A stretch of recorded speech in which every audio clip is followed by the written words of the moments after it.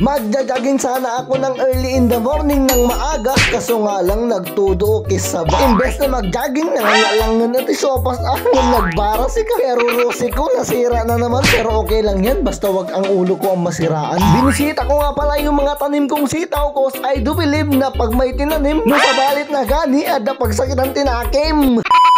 Bagong araw, bagong video na naman, Manong Music yung muling nagbabalik at welcome na naman kayo sa panibagong serye ng buhay ko bilang isang off-duty sikyo. Hi for the go. Napag-isip-isip nga ng aking isipan, including my bones and batikul, nakita at aking naramdaman na nagtabakan ni Sungay naman ag-jogging pa lang. Sinuot ko na nga ang aking sapatos at teka muna, wait mga beshi, wakness ko, fully paid na yan ha. Iflinex ko na nga rin pala yung aking flesh, tignan nyo naman ang taba-taba mo, kaya po yun, higado pa more. Pagkasuot ko nga ng aking sapatos, ako'y nag-warm up muna ni Uki sa bapi kasi bakla ka nga talaga. Pero wala pang 5 minutes, tinanggal ko na ulit. Apa yun? Gabi, inikat mo man dun. Nag-epic mo tapi na yung exercise mo. I want to burn my fats, pero I don't want to get sick. Hindi umaayon ang panahon na pumayat ka, bes.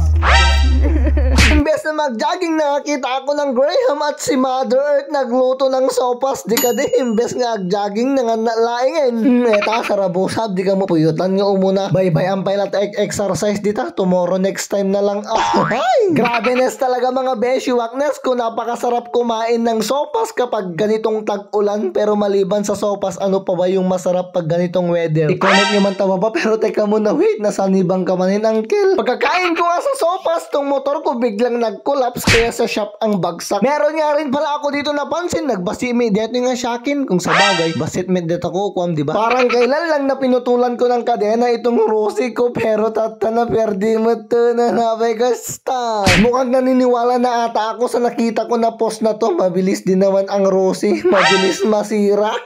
Relasyon nyo nga, ang bilis-bilis nyong naniwala sa isa't isa. Pinatikim niya sa'yo ang kanyang talong at isinuko mo naman ang iyong parya-parya. Pero bakit ganun nasira pa? Motor pa kaya? Ay, anong connect? Meron nga rin pala akong nabasang post ng isa sa sikat na vlogger dito sa Pilipinas, si Tim Katagumpay. Ang sabi, sa opinion mo, sino ang #1 motorcycle brand in the Philippines at bakit? At ang lupit ng isang comment, Rosie daw. Bakit? Kasi kaming mga Rosie user lang naman ang pinaka #1, nangunguna sa listahan at pinakamaraming customer ng motor shops. Okay, sabanakit din sa totoo lang mga beshi, wakness ko, hindi naman talaga nasira tong motor ko. Napudpud lang talaga yung sprocket niya, kaya magpapalit na ako. Mega love shoutout nga pala kay ading na mekaniko na nang asikaso sa motor ko. Pero kita nyo mat ani, nagadot tikkab na ni. Ito ipampampag ko nga di mekaniko. Kung ako yung tatanungin, ayaw ko yung sagutin ka. Kung para sa akin lang naman mga beshi, wakness ko, napakasulit na ng motor na to. Isang beses ko na tong trinabel papuntang Ilocos Norte at sa ngayon ginagamit naming pang daily. Pagkatapos kang maayos yung motor ko ay binisita ko na muna yung mga tanim kong sitaw kasi sabi nga nila pag may tinanim may aanihin, pero pag iba yung kumuha at napagsakit ang tinakim. Alakas standby, nubiga maninin. I love you today, tomorrow and yesterday.